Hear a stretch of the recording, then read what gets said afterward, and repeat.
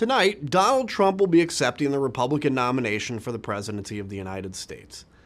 If you had told me 4 years ago that a twice impeached president who refused the peaceful transfer of power would once again be accepting his party's nomination, I wouldn't have believed you.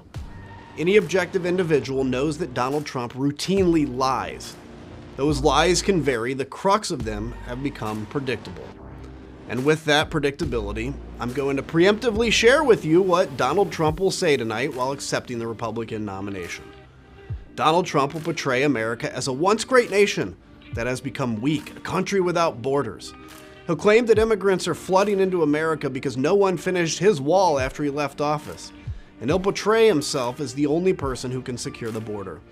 He'll make grandiose claims that under his watch, America had the greatest economy in history, and that since he left office, inflation is killing the American economy and destroying jobs.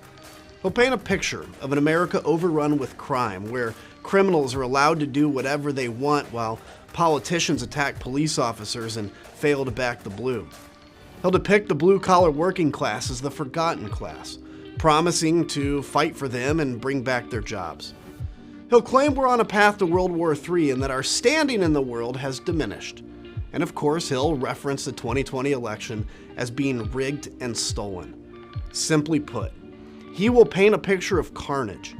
He's going to try to scare you because Donald Trump wins on fear. He does not win on hope, optimism, or presenting a unified vision for America to come together and solve big challenges. The question every American should be asking, does Donald Trump's track record show he is capable of accomplishing these important goals? No. I've covered his lies, now I'll cover the truth. The truth is, while the border needs to be secured, Donald Trump is responsible for killing a bipartisan immigration bill that would have implemented the strongest border policies ever because he wanted to run on the issue of immigration for his own benefit and to the detriment of the American people. During Donald Trump's presidency, the American economy lost jobs. Under Reagan, Bush 41, Clinton, Bush 43, Obama, and now Biden, the American economy added millions of jobs.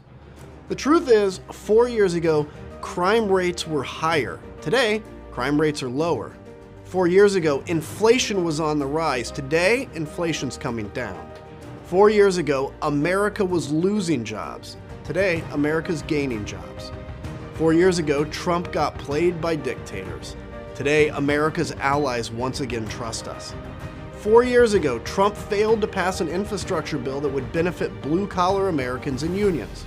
Today, infrastructure is once again a priority and trade unions are rebuilding our nation. 4 years ago, so-called forgotten counties in America were struggling economically. Today, they're adding jobs and recovering. As we look to November and beyond, remember the past. Remember the constant chaos of a Trump presidency.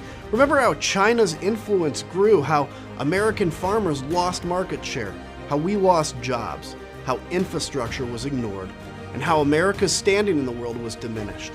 And remember how he lost a free and fair election and decided to attack our democracy.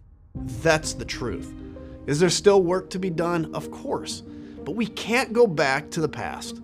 America's best days are in front of us, not behind us. And when we all come together as Americans, there is nothing we cannot accomplish.